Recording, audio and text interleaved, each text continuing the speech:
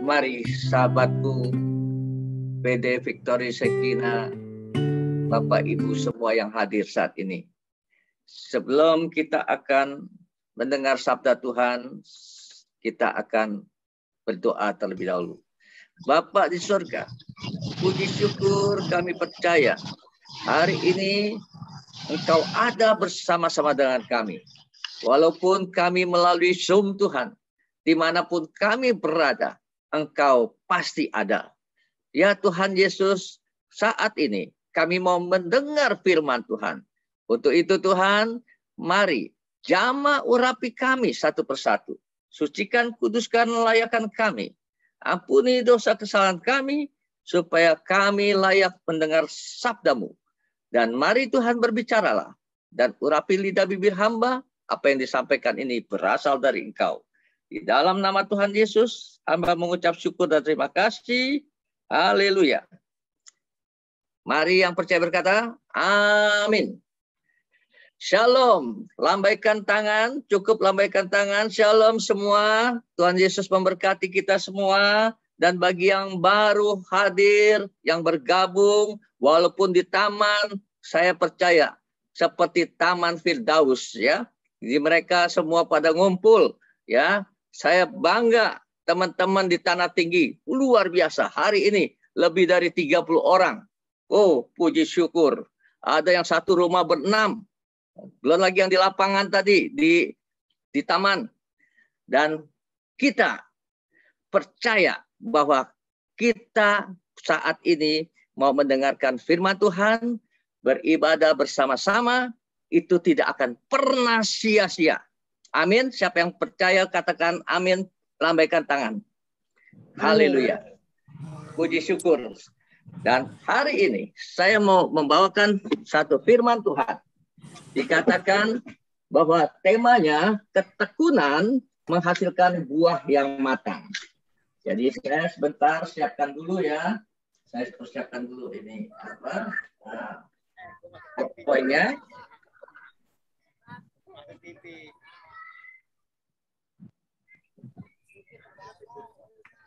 Ya. Iya. Oke. Oh dia ini presentasi. Bapak Ibu, sahabatku yang terkasih dalam Tuhan, di mana saya membawakan satu tema ketekunan menghasilkan buah yang matang, bahwa terambil di dalam Roma 5 ayat 1 hingga ayat 5. Kalau boleh, tolong di mute ya, supaya jadi jangan terganggu. Oke. Roma 5 ayat 1 sampai 5 ini berkata apa, sahabatku? Bahwa dikatakan sebab Roma 5 ayat 1, sebab itu kita yang dibenarkan karena iman, kita hidup dalam damai sejahtera dengan Allah oleh karena Tuhan kita, Yesus Kristus. Kita lihat ayat keduanya. Oleh Dia, kita juga beroleh jalan masuk oleh iman kepada kasih karunia ini. Di dalam kasih karunia ini, kita berdiri dan kita bermegah dalam pengharapan akan menerima kemuliaan Allah. Selanjut kita ayat 3-nya. Dan bukan hanya itu saja. Kita malah bermegah juga dalam kesengsaraan kita, karena kita tahu bahwa kesengsaraan itu menimbulkan ketekunan. Dan ketekunan menimbulkan tahan uji. Dan tahan uji menimbulkan pengharapan. Nah, sahabatku yang terkasih dalam Tuhan. Selanjutnya yang kelima ini. Yang kelima apa? Firman Tuhan katakan, ditekankan oleh Rasul Paulus, dan pengharapan tidak mengecewakan, karena kasih Allah telah dicurahkan di dalam hati kita oleh Roh Kudus yang telah dikaruniakan kepada kita. Tolong di-mute, tolong di-mute, tolong di-mute. Tolong host, co-host. Sahabatku yang terkasih dalam Tuhan, supaya kita lebih fokus. Saya mohon dengan sangat teman-teman semua yang di sana, tolong itunya di mute, ya. Sangat di mute. Mari sekarang hari ini kita bahas berbicara mengenai ketekunan menghasilkan buah yang matang. Sahabatku, apa maksudnya buah yang matang ini? Ya, apa juga yang dikatakan bahwa bagaimana caranya supaya kita mengerti apa yang akan kita terima ini? Ya, hari ini berbicara bahwa ketekunan menghasilkan buah yang matang. Apa sih tekun itu? Tekun itu artinya apa?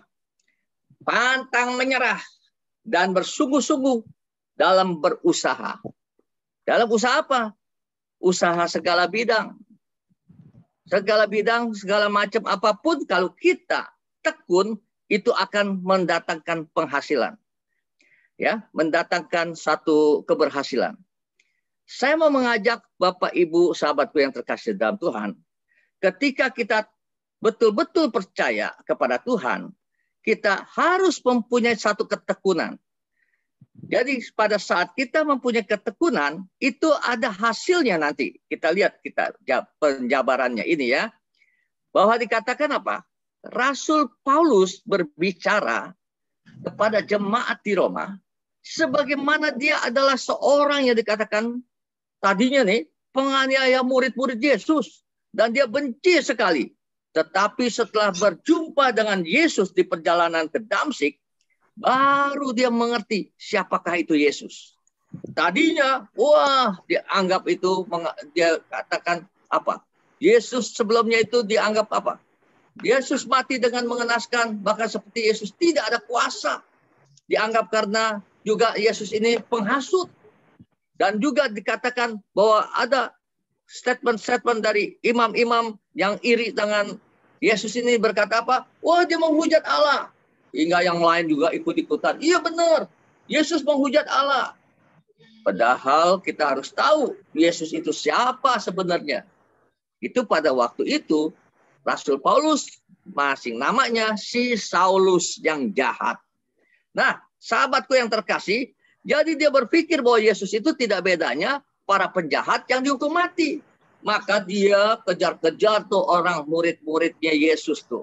Dia kejar-kejar supaya apa? Supaya dia masukin ke dalam dalam penjara. Juga ada yang tidak sedikit, ada yang mati. Pokoknya teraniaya pada waktu itu. Tapi Paulus yang dia katakan ini menganiaya orang Kristen, tiba-tiba di perjalanan bahwa dia berjumpa dengan Yesus pada waktu dia mau mengejar orang-orang Kristen yang di Damsyik. Perjalanan ke Damsyik itu tiba-tiba ada sinar kemuliaan menghadang dia sehingga dia jatuh dari kudanya. Dan apa yang terjadi? Ketika dia melihat sinar kemuliaan yang begitu luar biasa sehingga matanya seperti buta. Ada selaput sehingga dia buta selama 3 hari. Sahabatku yang terkasih dalam Tuhan, tapi semuanya ini ternyata Tuhan mengasihi walaupun orang jahat. Bayangkan, dia pelopor membunuh Stefanus, tapi Tuhan mengasihi. Dan bahkan Tuhan ada rencana. Dia itu mau membawa si Paulus ini, si Saulus tadinya menjadi Paulus.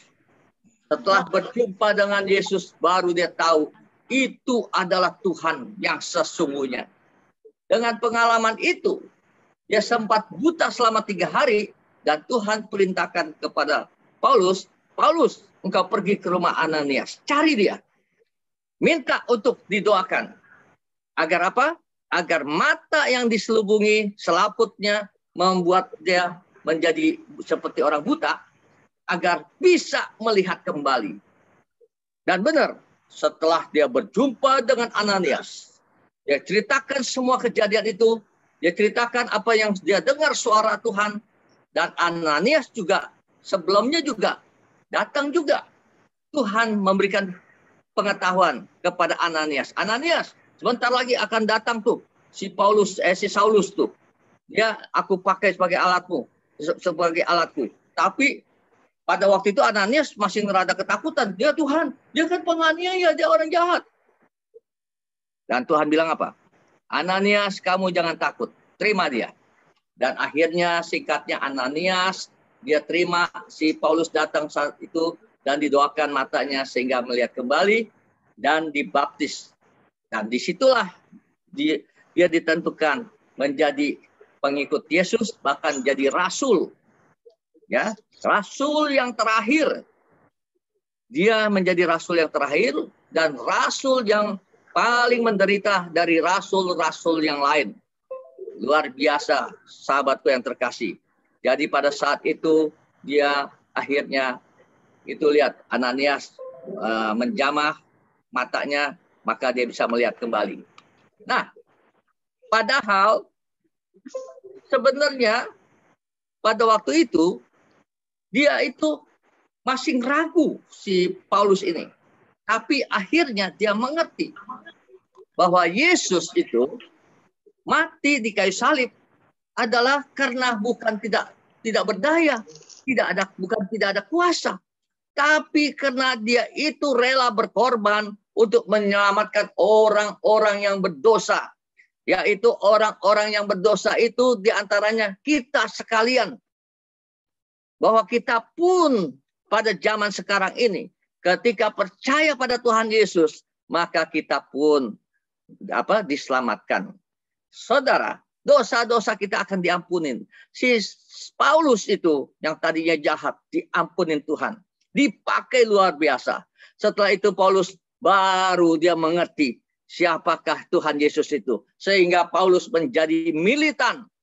Dia menjadi militan dan beriman percaya kepada Tuhan Yesus. Bahwa Yesus adalah Tuhan. Dan ketika dia bertobat, dia melakukan dengan sepenuh hati, dengan sungguh-sungguh. Maka ungkapannya dalam ayat ini, maksudnya apa? Dia ingin mengatakan kepada sahabat semua dan saya, dia mengatakan kita yang sudah dibenarkan oleh karena iman percaya kepada Kristus, merasakan damai sejahtera. Nah, saya mau tanya, siapa yang sudah percaya Tuhan Yesus, angkat tangan. Angkat tangan. Haleluya. Yang percaya Tuhan Yesus, adakah engkau merasakan damai sejahtera? Amin. Amin ya. Luar biasa. Amin. Karena itu dikatakan bahwa Tuhan Yesus kalau hadir di dalam hidup kita, itu damai sejahtera itu datang. Itu luar biasa. Ketika kita tidak mampu, akan dimampukan oleh Tuhan. Karena apa? Semua dosa-dosa, kejahatan kita telah ditebus oleh nyawanya. Dia mati di kayu salib dengan terhina, seperti orang yang terkutuk, seperti orang yang tidak berdaya. Makanya tidak heran Rasul Paulus pada waktu itu, sebelum jadi rasul, dia itu merasa, ya Yesus itu siapa? Manusia biasa. Buktinya nggak bisa apa-apa. Bilang dia datang dari atas, dari sorga. Tapi buktinya apa? Tidak bisa berbuat apa-apa. Padahal Tuhan Yesus bisa berbuat apa-apa.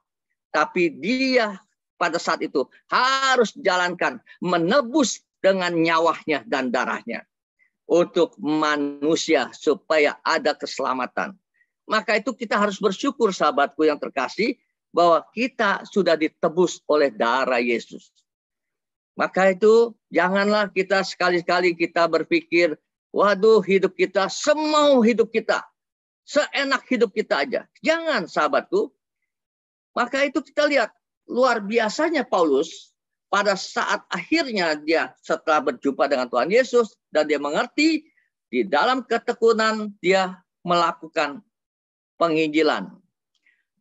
Walaupun penuh dengan suka, walaupun penuh dengan duka, dan berbagai-bagai duka, dan banyak penganiayaan, kesengsaraan, penderitaan. Tetapi ini yang luar biasa menjadi contoh buat kita hari ini.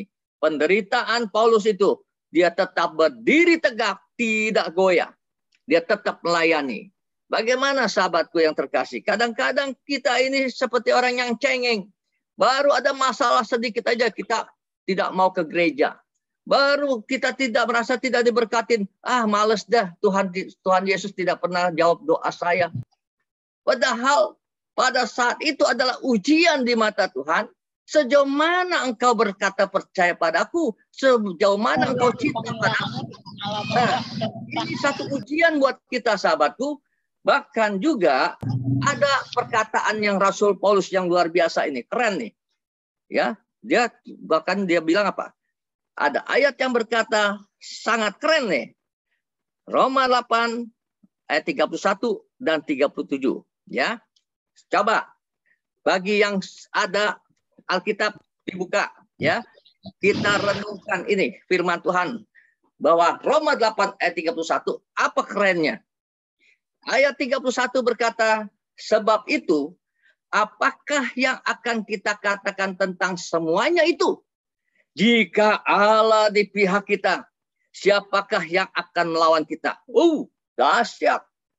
Pembela kita siapa? Tuhan Yesus yang kita percaya. Ketika kalau kita betul-betul menyenangkan hati Tuhan, betul-betul Tuhan mencintai kita. Seperti tadi Hoki Samuel katakan, Bapak yang di dunia aja sayang kepada anaknya. Apalagi Bapak yang di sorga. Oh, luar biasa. Maka itu dia selalu akan membela kita. Dia selalu akan menjadi penolong kita. Jika Allah di pihak kita, siapakah yang akan melawan kita? Itu luar biasa. Nah, sahabatku, ayat 37-nya juga keren. Ya, tidak kalah kerennya. Tetapi dalam semuanya itu, kita lebih dari orang-orang yang menang. Oleh siapa? Oleh Dia, Kristus ini, yang telah mengasihi kita. Karena Kristus mengasihi kita, kita dibuat menjadi pemenang. Pemenangnya dalam hal apa? Mungkin di dalam masalah persoalan yang ada. Mungkin hari-hari ini kita boleh dikata mungkin kantong kita masih kempes, ya. Bukan hanya si Mario Kempes yang pemain sepak bola yang terkenal, tapi kantong kita kempes katanya. Tapi kita akan diberikan kemenangan oleh Tuhan Yesus. Percayakah saudara? Yang percaya angkat tangan. Haleluya. Amin. Nah, sahabatku yang terkasih dalam Tuhan, maka itu kita harus mempunyai apa?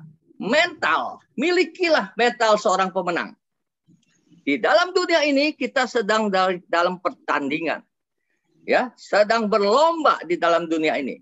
Maka itu kalau seandainya ada di antara kita yang malas, maaf dah. Orang yang malas tidak akan menjadi pemenang. Orang yang malas tidak heran dikatakan dia sangat menderita. Tapi ingat, kita anak Tuhan.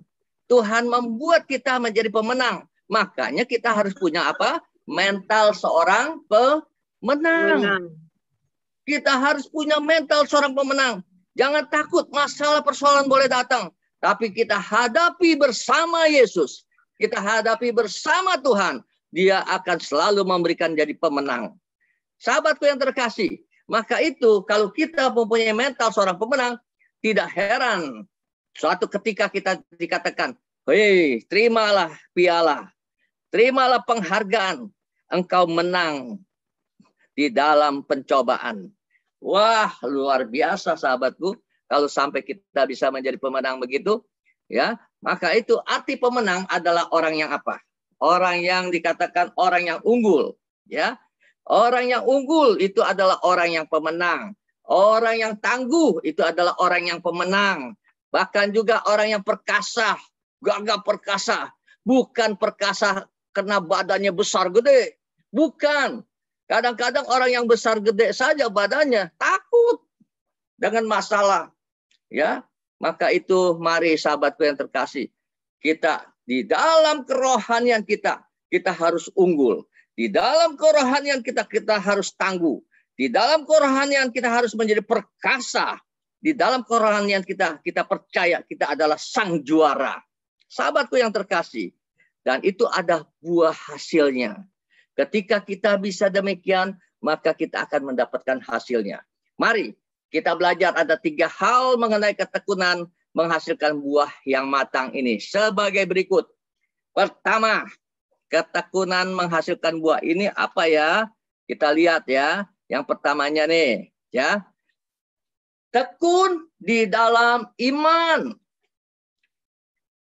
Ya. Ingat baik-baik, tekun di dalam iman.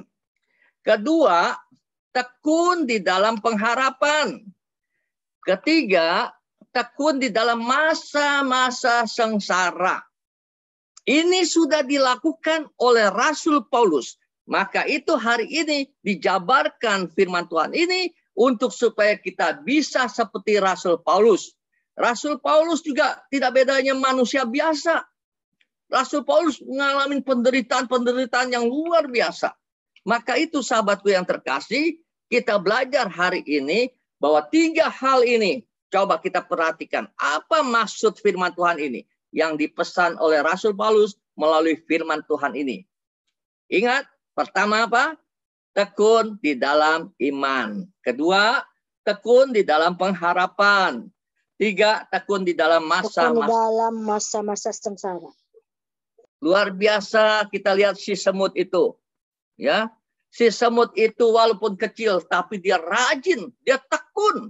Dia tidak kenal yang namanya lelah. Dia tidak takut menghadapi musim apapun. Kenapa? Dia tekun mencari untuk persiapan-persiapan pada waktu musim dingin atau persiapan-persiapan pada masa-masa paceklik. Dia selalu ada hasilnya. Kenapa? Dia rajin dan tekun, sahabatku. Maka itu mari kita sekarang belajar bagian pertama. Bagian pertama tadi, tekun dikatakan apa yang dimaksud bertekun di dalam iman? Nah, adalah sebagai berikut. Bahwa dikatakan ketika kita mendengar kabar baik, yaitu Injil kebenaran, berdasarkan dikatakan apa? Roma 10 ayat 17. Coba, buka firman Tuhan. Roma 10 ayat 17. Apa yang dikatakan firman Tuhan? Jadi iman timbul dari pendengaran, dan pendengaran oleh firman Kristus.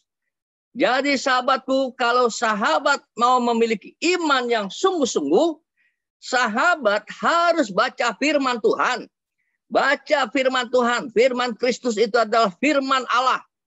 Jadi yang dikatakan Alkitab kehidupan, dari perjanjian lama sampai perjanjian baru, kita harus baca firman Tuhan setiap hari.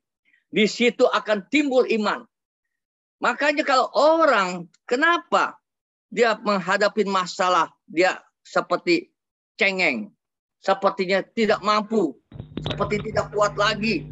Bahkan tidak sedikit ada yang, wah lebih baik aku minum baygon sayang, wah aku lebih baik main ayunan saja, gantung diri. Wah, itu banyak orang-orang yang tidak sadar bahwa dia tidak memiliki iman. Maka untuk kita sebagai orang percaya, kita harus baca firman. Ketika firman kita baca, maka itu timbullah iman. Disitulah iman itu akan menjadi bertumbuh di dalam hati kita. Sahabatku yang terkasih dalam Tuhan. Selanjutnya apa? Jadi setiap orang percaya, itu otomatis tuh. Firman Tuhan itu ya, otomatis ya, ketika percaya pada firman Tuhan itu, kan timbul iman. Nah, pada saat kita timbul iman, itu dimeteraikan oleh Roh Kudus. Cederek. Bahwa kita betul-betul, bahwa kita percaya. Kira-kira betul nggak? Kenapa setiap orang percaya yang timbul iman percaya bahwa Yesus adalah Tuhan, itu bukan kehebatan kita. Bukan pengertian kita. Bukan pengetahuan kita. Tapi ketika kita percaya Yesus adalah Tuhan, itu otomatis ya bahwa peranan Roh Kudus itu akan datang dalam hidup kita. Dia pada saat itu peranan Roh Kudus itu bagi yang menerima Yesus ya, bahwa percaya bahwa Yesus itu adalah juru selamat dan Tuhan. Ini tidak heran orang yang percaya timbulnya iman itu makin kokoh. Sekali lagi oleh peranan Roh Kudus. Benar apa tidak? Nah, kita harus tahu benar apakah nih? Ya, maka itu kita harus belajar, sahabatku. Mari kita baca sekarang. Kita baca firman Tuhan di dalam Efesus 1 ayat 13. Benar nggak nih? Ketika kita percaya sama Tuhan, itu langsung dimeteraikan oleh Roh Kudus. Nah, ketika kita baca firman Tuhan, kita mulai mengerti, wah, itu firman Tuhan berkuasa dalam hidup kita. Efesus pasal 1 ayat 13 berkata apa? Di dalam dia, kamu juga karena kamu telah mendengar firman kebenaran, yaitu Injil keselamatanmu. Di dalam dia, kamu juga ketika kamu percaya, dimeteraikan dengan Roh Kudus yang dijanjikannya itu. Jadi di dalam Kristus, kamu juga karena kamu telah mendengar firman kebenaran. Firman kebenaran itu apa? Yaitu Injil keselamatan, yaitu Alkitab yang kita baca. Di dalam Kristus, kamu juga ketika kamu percaya, dimeteraikan dengan Roh Kudus yang dijanjikan Tuhan Yesus pada saat dia mau terangkat ke sorga. Bahwa dia akan minta kepada Bapa mencari gantinya Tuhan Yesus, karena Tuhan Yesus mau naik ke sorga, tapi dia tahu murid-murid orang-orang percaya ini jangan sampai jadi yatim piatu, supaya dia bisa berdiri tegak. Maka perlu Roh Kudus. Dia minta kepada Bapa, turunkan Roh Kudus kepada orang yang percaya. Sahabatku yang terkasih dalam Tuhan, selanjutnya kita lihat ketika pada saat itu Roh Kudus, oleh karena kau dan saya, sahabat-sahabat, baca firman Tuhan, maka Roh Kudus akan turun dalam hidup kita. Karena dia meteraikan, ya. Dan sahabatku yang terkasih, dan saat itu juga dikatakan, engkau adalah umat Allah yang dimeteraikan oleh karena percaya. Luar biasa. Ketika kalau kita sudah dimeteraikan Roh Kudus, artinya Roh Kudus sudah ada dalam hidup kita. Justru kita, seperti Rasul Paulus katakan tadi, akan dibawa menjadi orang yang lebih dari pemenang ketika menghadapi apapun. Sahabatku yang terkasih, maka itu bertekun dalam iman, caranya sebagai berikut. Apa yang kita harus tahu? Ya, caranya. Cara yang pertama, jangan sekali-kali, jangan pernah ragu atau bimbang. Itu sudah diberikan pada statementnya Yakobus. Yakobus pasal 1 ayat 6 dan 8. Ya, oke. Siapa yang bisa membacakannya? Bantu, silakan segera cepat. Yakobus baca pasal 1 ayat 6 sehingga ayat 8. Bisa ada yang bantu? Kalau ada yang bisa bantu, tolong dibuka itunya, suaranya, langsung baca. Yakobus pasal 1 ayat 6 sehingga ayat 8. Supaya mengerti nih, apa maksudnya? Jangan pernah ragu atau bimbang. Ya Om, saya aja Om. Ya, silakan. Ya. Siapa namanya? Ya. Ya. Yakobus 1 ayat 6 sampai 8. Ya. Demikian firman Tuhan. Hendaklah ia memintanya dalam iman. Dan sama Hendaklah sekali ia memintanya dalam iman, ya. Iman. Nah, itu pertama ya. Terus lanjut. Dan sama sekali jangan bimbang. Nah, kedua, dan jangan sama sekali jangan bimbang. Dan sekali-kali kamu jangan bimbang. Sebab orang yang bimbang sama dengan gelombang laut. Orang yang bimbang seperti orang gelombang laut terombang-ambing. Ya, terus. Yang diombang-ambingkan kian kemari oleh angin. Ya, terus. Nomor ayat 7, orang yang demikian janganlah mengira bahwa ia akan menerima sesuatu dari Tuhan. Janganlah mengira ia akan menerima sesuatu dari Tuhan ketika Anda berdoa. Anda meminta. Ya, terus. Ayat 8, sebab orang yang mendua hati tidak akan tenang dalam hidupnya. Tidak akan tenang hidupnya. Sebab orang yang bimbang, dia tidak ada pegangan. Maka jangan sekali-kali. Pada saat kita bertekun dalam iman, pertama-tama, jangan sekali-kali bimbang. Kalau bimbang, ragu, maka engkau akan gelisah, engkau tidak damai sejahtera, engkau akan seperti orang yang betul-betul menderita. Nanti salahkannya Tuhan.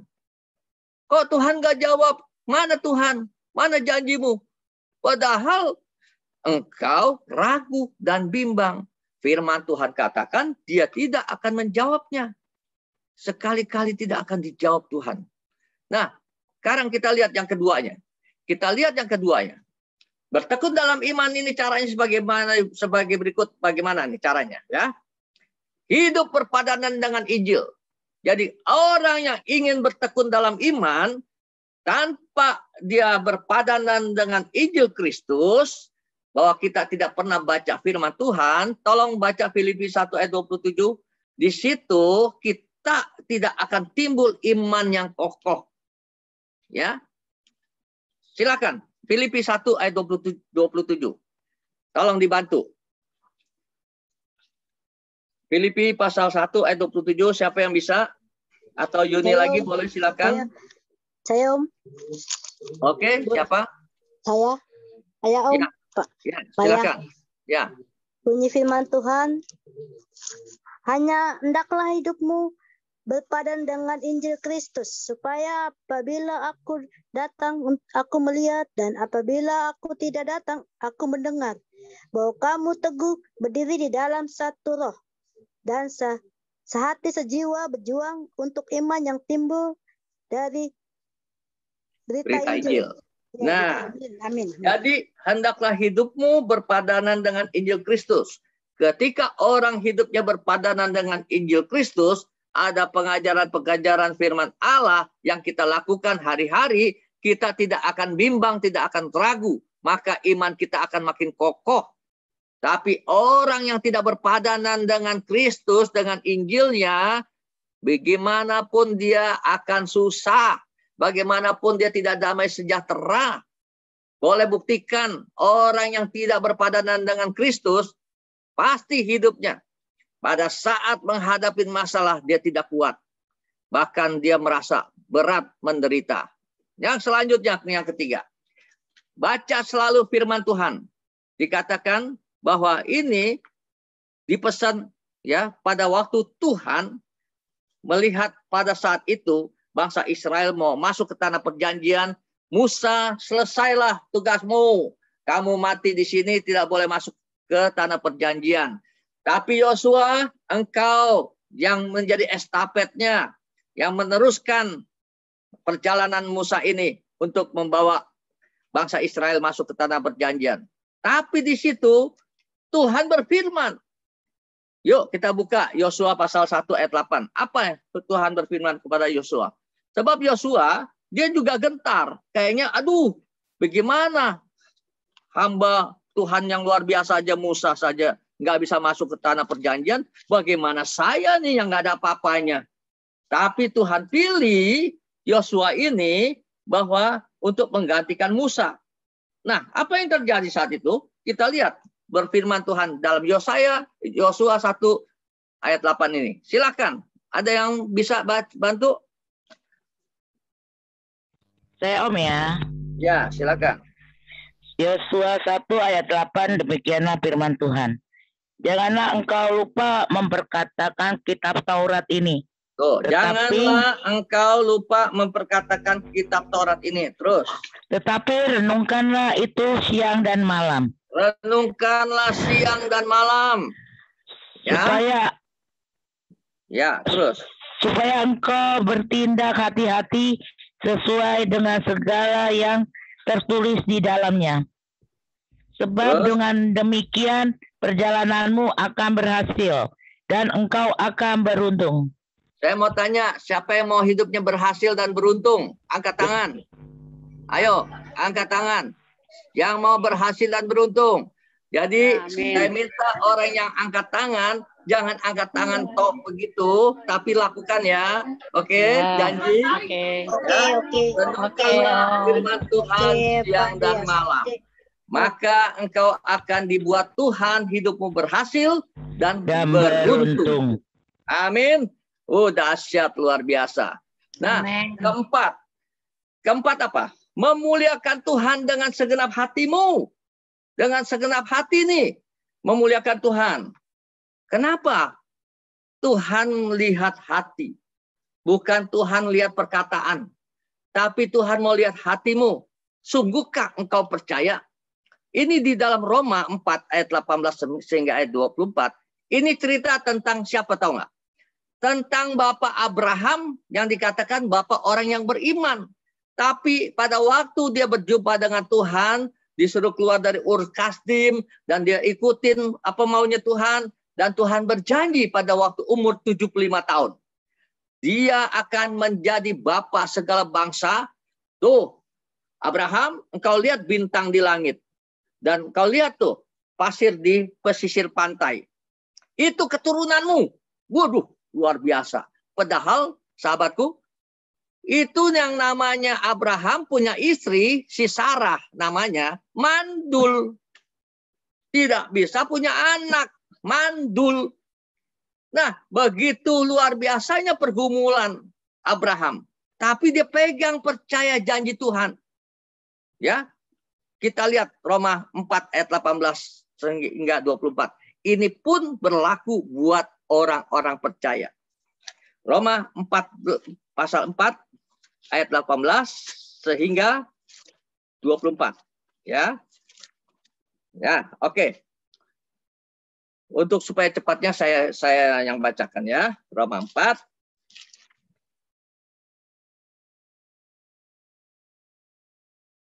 ini dikatakan begini. Imannya tidak menjadi lemah. Walaupun ia mengetahui bahwa tubuhnya sudah sangat lemah karena usianya telah kira-kira 100 tahun. Ya, berjalan waktu. Pada waktu umur 75 tahun Tuhan sudah janji, berjalan waktu tetap belum punya anak keturunan yang sah. Dan apa yang terjadi? Walaupun ia mengetahui bahwa tubuhnya sudah sangat lemah karena usianya telah kira-kira 100 tahun dan bahwa rahim Sarah telah tertutup. Yang namanya rahim sudah tertutup, tidak akan punya anak. Tetapi terhadap janji Allah, ia tidak bimbang karena ketidakpercayaan, malah ia diperkuat dalam imannya dan ia memuliakan Allah. Dengan penuh keyakinan bahwa Allah berkuasa untuk melaksanakan apa yang telah ia janjikan. Karena itu, hal ini diperhitungkan kepadanya sebagai kebenaran. Kata-kata ini, yaitu hal ini diperhitungkan kepadanya, tidak ditulis untuk Abraham saja. Ingat ayat 24-nya nih ya. Ya. Tetapi ditulis juga untuk siapa? Untuk saudara dan saya. Untuk kita semua orang percaya. Sebab kepada kita pun Allah memperhitungkannya karena kita percaya kepada Dia yang telah membangkitkan Yesus Tuhan kita dari antara orang mati. Kerennya luar biasa ini Abraham. Dia tekun. Imannya dia pertahankan. Dia tekun menunggu janji Tuhan. Dia tidak bersungut-sungut. Walaupun dikatakan dia sudah tidak lagi sepertinya ada harapan. Karena usianya sudah hampir 100 tahun. Sarah sudah jelas tertutup rahimnya. Umur 90 tahun itu. Tapi janji Tuhan, dia bilang, aku makin beria-ria memuliakan Tuhan. Bayangkan, kayaknya orang gendeng ya. Tapi kenyataannya, boleh kata umum orang gendeng, tapi di mata Tuhan itu, baik. Itulah yang dikatakan, bukan hanya mulut saja engkau berkata percaya. Tetapi engkau lakukan dengan tindakan. Luar biasa. Sahabatku yang terkasih. Dan lagi yang kelima ini, jangan pernah menyerah. Jangan pernah putus asa. Tuhan tidak mau orang yang gampang menyerah dan gampang putus asa. Karena orang yang demikian akan disambar iblis. Ya, akan disambar iblis dan akhirnya tidak heran dikatakan banyak orang yang gantung diri. Banyak orang yang ya tiba-tiba dia berjalan di rel kereta api. Tau-taunya apa? Tau-taunya Inna ilahi wa inna rajiun. Inna ilahi. Nah, sahabatku yang terkasih, jangan sampai terjadi begitu ya. Nah, sekarang masuk bagian kedua. Kita cepat aja ya. Bagian kedua, bertekun di dalam pengharapan. Tadi bertekun di dalam iman ya. Sekarang pengharapan. Apa maksudnya bertekun dalam pengharapan? Berdasarkan peranan iman juga lah. Ya. Ada kaitannya dengan iman juga lah. Pengharapan itu tidak akan sia-sia. Jadi saat itu Rasul Paulus, dia sudah terima Tuhan Yesus. Dia sudah jadi militan. Dia layanin. Tahu-taunya dia merasakan apa? Penderitaan yang enggak habis-habisnya. Tapi di situ dia berkata apa? Aku ada pengharapan di dalam Yesus. Dan pengharapan itu aku percaya tidak akan sia-sia. Makanya dia bertahan sampai di akhir hidupnya.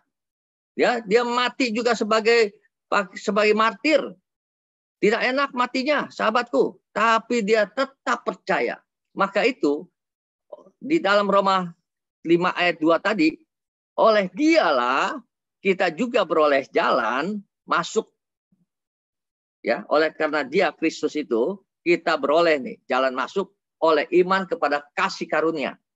Jadi pada saat iman kita kepada Tuhan Yesus itu betul-betul kita pertaruhkan, itu kita akan dibawa masuk kepada kasih karunia. Kasih karunia apa? Keselamatan. Keselamatan itu datang. Bahwa kita tidak akan mati masuk neraka. Karena kita sudah mendapat kasih karunia. Tapi iman itulah yang membuat kita bisa masuk dalam sorga. Di dalam kasih karunia itu, kita bisa berdiri dan kita bisa bermegah, kata Rasul Paulus. Dalam pengharapan akan menerima kemuliaan Allah. Bayangkan seperti Abraham tadi. Dia bermegah di dalam ketidakmungkinan ini. Tapi dia berharap dan dia bermegah bahwa percaya Tuhan pasti menjawabnya. Dan ternyata akhirnya apa? Dijawab Tuhan kan? Maka dia akhirnya memiliki Ishak. Nah, sahabatku yang terkasih, orang yang menaruh harapnya kepada Tuhan tidak akan pernah disia-siakan. Jadi sahabatku, hari-hari ini, apapun masalahmu, apapun sakit penyakitmu, apapun persoalanmu, ketika itu percaya sama Tuhan. Bahwa Tuhan tidak akan biarkan, tidak akan pernah sia-siakan kita. Yang percaya angkat tangan. Haleluya. Angkat tangan. Oke, haleluya. Nah, sahabatku, selanjutnya apa yang terjadi? Selanjutnya bahwa pengharapan itu ternyata ada. Pengharapan itu berkaitan juga di dalam 1 Korintus 13 ayat 13 berkata apa? Faith. Faith itu adalah iman. Ya. Hope itu adalah pengharapan. Love itu adalah kasih. Makanya 1 Korintus 13 ayat 13 itu terkenal. Iman, pengharapan, dan kasih. Tapi semua itu yang paling utama adalah kasih. Jadi kalau tidak ada kasih, iman kita pun juga tidak sempurna. Pengharapan pun juga kita tidak tercapai. Jadi kita harus punya kasih, sahabatku. Selanjutnya, kita lihat buktinya. Ratapan 3 ayat 25. Ini bagaimana pada saat Yeremia melihat penderitaan terus bangsa Israel dibuang ke Babel selama 70 tahun. Dan pada saat itu Yeremia pun mengalami yang tidak enak. Padahal dia nabi. Tapi di dalam ketidakenakannya itu dia baru mengerti bahwa Ratapan 3 ayat 25 berkata apa? Tuhan adalah baik bagi orang yang berharap kepadanya. Bagi jiwa yang mencari dia. Jadi kalau seandainya ada masalah persoalan, itu dikatakan Tuhan itu baik kepada orang yang berharap. Jangan kita berharap pada manusia, kecewa. Apalagi kalau kita kadang-kadang kepengen cepat kaya, minta petunjuk nih sama paranormal. Hati-hati. Itu kekejian di mata Tuhan. Tapi mari berdoa, Tuhan, aku nih belum ada pekerjaan nih. Tuhan, aku belum punya jodoh nih. Tuhan, aku belum punya keturunan nih. Ya. Percaya ketika kita berharap kepadanya. disitulah Tuhan akan datang. Dia mendatangkan kebaikan bagi orang yang berharap padanya. Dan jiwa kita ini sepenuhnya berharap pada Tuhan. Mencari Tuhan. Jadi orang yang mencari dia, mencari Tuhan adalah, saya bangga, sahabat-sahabat semua, walaupun di Zoom, mau ikut bergabung. Walaupun tidak punya HP, bergabung dengan teman-teman yang punya HP. Wah, luar biasa. Artinya sungguh-sungguh mencari Tuhan. Karena rindu akan firman Tuhan. Bukan karena rindu ingin melihat wajah saya ya. Bukan ya. Tapi carilah Tuhan. Amin. Oh, kalau mencari Tuhan, itu ada upahnya. Kalau mencari saya, ya belum tentu ada upah. Tapi kalau cari Tuhan, ada berkat menanti Anda. Amin. Sahabatku yang terkasih dalam Tuhan.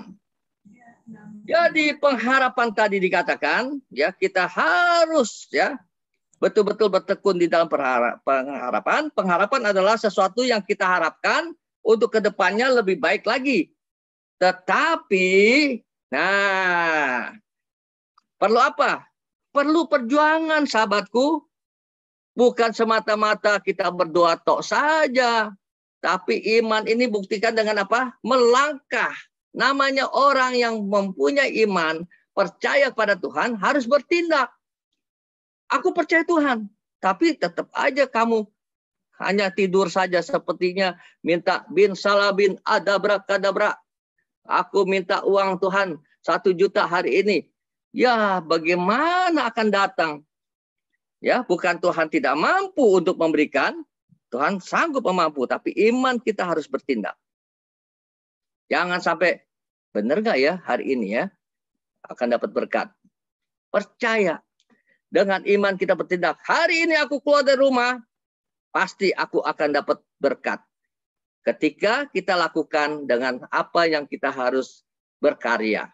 Bukan seenaknya, bukan nodong sini, nodong sana. Tapi kita berkarya. Berkarya sesuai kemampuan kita. Tuhan sanggup. Seandainya Anda bisa jual pisang goreng, bisa pisang goreng itu enak tenan, enak lezat, bisa banyak orang belanja. Tapi semuanya serahkan dulu sama Tuhan. Jadi perlu perjuangan, sahabatku, bukan duduk manis doang. Nah, selanjutnya apa? Selain itu, pengharapan itu perlu kesabaran. Kalau tidak ada sabar, akhirnya jadi bimbang kita. Jadi timbul tidak percaya. Sabar, menunggunya waktunya Tuhan. Kairos. Kairos itu adalah waktu Tuhan. Waktu Tuhan tidak sama dengan pikiran kita. Tapi kalau Tuhan sudah berikan waktunya buat kita. Jawaban buat kita itu. Apa yang tidak terpikirkan oleh kita. Apa yang tidak pernah kita lihat. Apa yang tidak pernah timbul di dalam hati. Itu Tuhan sediakan berkat-berkat yang luar biasa. Bukan semata-mata kita berpikir, oh itu Tuhan saya mau sekian. Rugi sahabatku. Karena saya pernah ya berdoa begitu. Tuhan, anakku nih mau hari Natal nih. Udah pada merengek 2 minggu sebelumnya ini anak-anak bertanya sama papinya nih, sama saya. Pi, mana baju baru nih? Kan 2 minggu lagi mau Natal nih. Pada saat itu saya lagi betul-betul lagi susah, betul-betul. Tapi susahnya saya tetap melayani pekerjaan Tuhan. Susahnya saya diundang khotbah, tetap saya datang undang khotbah. Walaupun saya harus naik bajai, walaupun saya naik angkot, saya tetap jalankan. Nah, itu saya tidak pernah mundur, walaupun menderita. Nah, sahabatku, apa yang terjadi?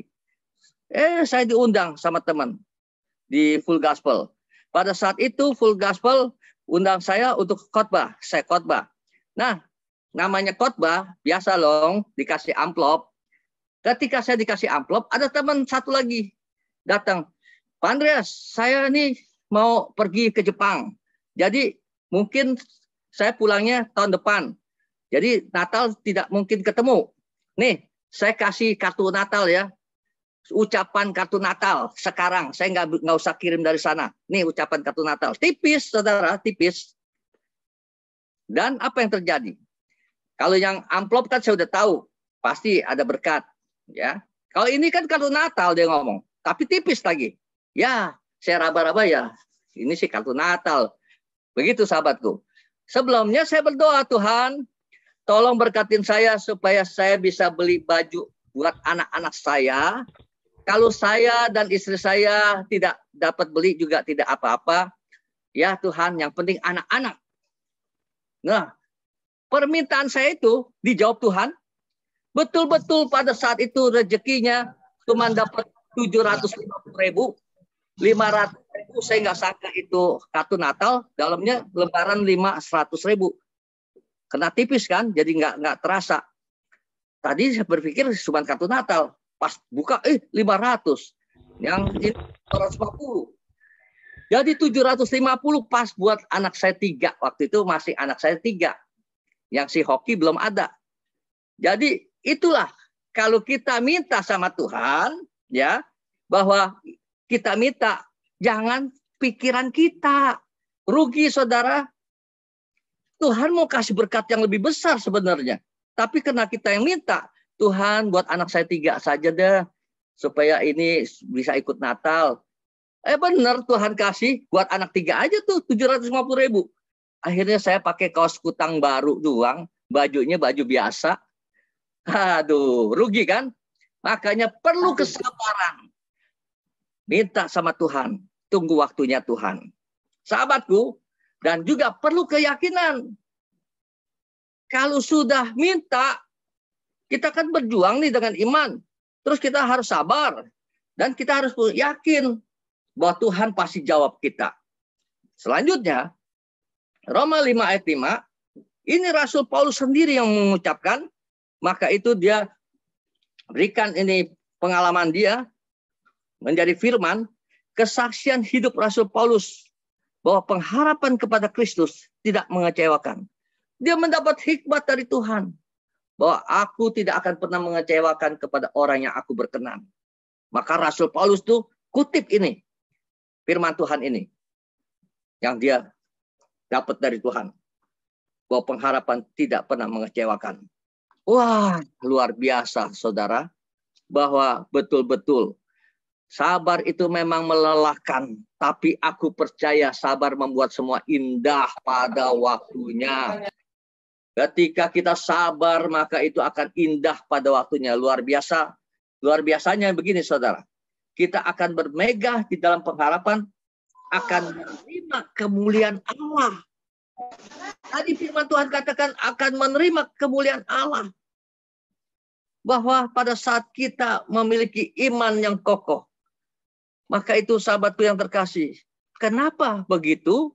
Karena Roma 5 ayat 5 sudah tegas dikatakan bahwa dan pengharapan tidak mengecewakan karena kasih Allah telah dicurahkan di dalam hati kita oleh Roh Kudus yang telah dikaruniakan kepada kita oleh karena kita percaya pada Tuhan Yesus.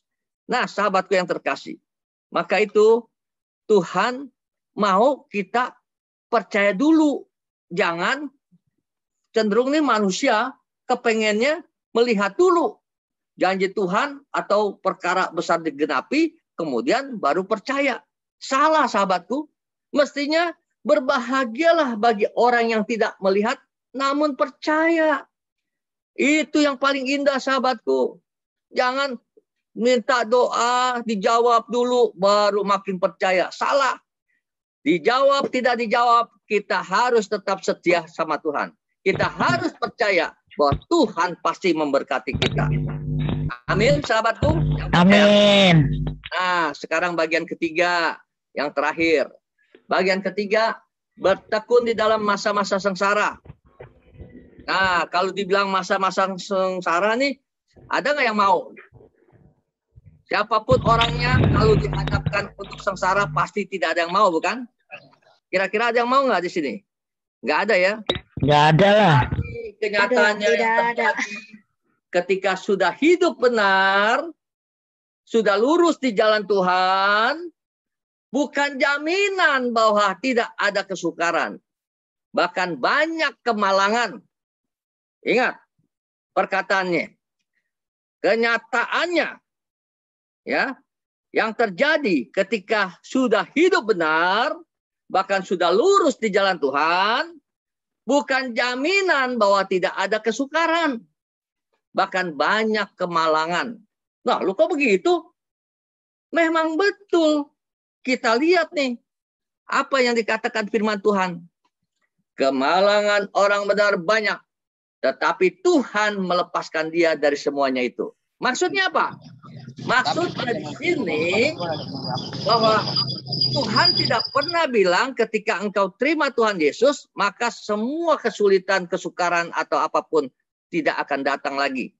Itu Tuhan tidak pernah berjanji. Ya, Tuhan tidak pernah berjanji demikian. Nah, sahabatku, tapi Tuhan berjanji begini. Kemalangan orang benar itu banyak, tetapi Tuhan melepaskan dia dari semuanya itu. Mazmur 34 ayat 20. Itu janji Tuhan. Jadi ada pembelaan pada saat kemalangan datang kepada orang benar. Pada orang yang setia pada Tuhan. Ya. Tapi pada saat itu Tuhan nyatakan dirinya. Nih aku. Jangan takut. Nah, di situ kita bangga. Jadi ketika orang yang takut dalam masalah persoalan, dia tidak akan melihat Tuhan. Tetapi orang yang ada masalah persoalan makin banyak, dia makin melihat Tuhan. Itu saya ngalamin penderitaan-penderitaan. Saya melihat Tuhan dalam hidup saya. Sahabatku yang terkasih, Rasul Paulus berkata, bermegah di dalam kesengsaraan. Nah, apa artinya? Artinya begini, ternyata kesengsaraan itu mendatangkan ketekunan, sahabatku. Tekun apa? Yang pertama, tekun berdoa. Ya, jadi kita banyak berdoa. Tapi hati-hati, ada orang yang apatis. Jadi ada masalah, berkata, Tuhan nggak ada. Udah, aku nggak percaya. Dan tidak mau berdoa. Nah, itu lebih sengsara hidupnya. Tetapi orang yang percaya, orang yang benar, orang yang takut Tuhan, kalau kesengsaraan itu datang, ingat, itu mendatangkan ketekunan buat kita. Ketekunan apa? Kita mau makin berdoa sama Tuhan. Makin merapatkan diri sama Tuhan. Terus kita tekun apa? Kita tekun berserah. Tuhan, ini hidupku. Aku serahkan kepadamu. Apapun yang terjadi, aku percaya Tuhan. Engkau tidak membuat aku terkapar. Nah, itu timbul tuh iman tuh. Waduh, ketika tekun berserah. Jadi apapun yang terjadi, kita pokoknya taunya Tuhan. Kita tidak merengek, tidak mencari sini sana, tapi tetap berharap. Tekun kita makin berharap pada Tuhan. Seperti Abraham tadi. Makin sepertinya aku tidak mungkin lagi. Tubuhku sudah masuk mau 100 tahun. Si Sarah sudah tertutup. Ya, kandungannya tidak mungkin lagi. Dia sudah mati haid ya. Nah, apa yang terjadi? Makin tekun dia berharap kepada Tuhan, Abraham ini. Maka terjadilah lahir Ishak. Dampaknya semuanya ini, sahabatku, bahwa dikatakan apa? Jadi tahan uji. Oh, itu tujuannya. Jadi kita pantesan bahwa kita akan dibuat Tuhan jadi lebih dari pemenang. Sahabatku yang terkasih dalam Tuhan, lihatlah. Hendaklah kamu berdoa dengan tekun dan berwaspada sambil bersyukur kepada Allah. Luar biasa. Orang yang demikian membuktikan imannya. Kokoh. Bahwa dia bukan orang yang cengeng. Dia betul-betul orang yang percaya pada Tuhan sepenuh hati. Jadi di balik kesengsaraan menghasilkan apa? Kita lihat ini. Tahan uji, ya, keuletan, terus ketekunan, terus memperoleh buah yang matang. Orang-orang yang demikian menjadi sempurna akhirnya. Dibuat Tuhan menjadi sempurna. Wah, saudara-saudaraku, firman Tuhan berkata di dalam Yakobus pasal 1 ayat 2-3 dan ayat 4. Bahwa firman Tuhan berkata apa? Saudara-saudaraku, anggaplah sebagai suatu kebahagiaan apabila kamu jatuh ke dalam berbagai-bagai pencobaan. Sebab kamu tahu bahwa ujian terhadap imanmu itu menghasilkan ketekunan. Ayat 4-nya, kita lihat ayat 4-nya, bahwa dikatakan apa? Dan biarkanlah ketekunan itu memperoleh buah yang matang, supaya kamu menjadi sempurna dan utuh dan tak berkekurangan suatu apapun. Amin. Yang amin angkat tangan. Haleluya. Nah, sahabatku yang terkasih dalam Tuhan. Selanjutnya, kita lihat. Apa? Saya teringat perkataan Rasul Paulus berdasarkan firman Tuhan. Bahwa dikatakan apa? 2 Korintus 12 ayat 7-10 berkata firman Tuhan begini. Luar biasa deh sikapnya ini. Betul-betul. Ini betul-betul saya bangga. Bahwa ini firman ini keren benar. Luar biasa sikap Rasul Paulus. Walaupun dia pakai luar biasa. Dipakai Tuhan luar biasa maksudnya oleh Tuhan. Tapi dia tidak mau bermegah dengan kehebatannya. Di dalam 2 Korintus 12. Dia nyatakan dirinya. Padahal dia sudah mengalami, dia bisa naik ke sorga tingkat ketiga. Bayangkan. Dia mengalami pribadinya, ya, rohnya itu dibawa Tuhan ke sorga tingkat ketiga. Aduh, rasul-rasul yang lain aja belum. Tapi dia tidak mau membanggakan dirinya. Maka di dalam ayat 7 sampai ayat 10, ya, ini persistence ini adalah ketekunan. Ayat 9-nya saya bacakan saja ya. Jadi enggak semuanya, tapi Anda bisa baca dari ayat 7. Ya, kalau dari awal lebih bagus lagi. Firman Tuhan begini. Tetapi jawab Tuhan kepadaku. Nih, ya Rasul Paulus nih. Cukuplah kasih karuniaku bagimu. Jadi maksudnya, makanya pakai warna kuning itu adalah perkataan Tuhan Yesus. Ya. Cukuplah kasih karuniaku bagimu. Sebab justru dalam kelemahanlah kuasaku, kuasa Tuhan nih, menjadi sempurna di dalam dirimu. Maksud Tuhan tuh. Sebab itu terlebih suka aku bermegah atas kelemahanku, supaya kuasa Kristus itu, ya, di dalam kuasa Kristus itu turun menaungi, ya. Bayangkan, supaya turun menaungiku. Jadi pada saat itu perkataan Rasul Paulus, jadi kuasa Kristus itu turun menaungi hidupnya. Padahal dia menderita, sahabatku. Luar biasa. Dia mengalami penderitaan. Karena itu aku senang dan rela di dalam kelemahan. Coba pikir. Di dalam kelemahan dia senang. Di dalam siksaan dia senang. Di dalam kesukaran dia senang. Di dalam penganiayaan dan kesesakan oleh karena Kristus dia senang. Sebab jika aku lemah, maka aku kuat. Wah, di situ saya lihat luar biasa. Rasul Paulus itu orangnya nggak sombong. Betul-betul dia nggak membanggakan diri, sahabatku. Kesabaran dan ketekunan akan membawa kita pada hasil yang terbaik, sahabatku. Akhir kata firman Tuhan ini, bahwa berdasarkan tema hari ini, ketekunan menghasilkan buah yang matang. Oleh karena apa? Karena tekun dalam doa. Karena tekun dalam pengharapan. Karena tekun dalam kesengsaraan. Kiranya Tuhan Yesus memberkati kita. Sekarang siapkanlah dirimu masuk dalam perjamuan kudus. Terpujilah nama Tuhan Yesus. Sebelumnya saya akan doa untuk firman ini. Bapa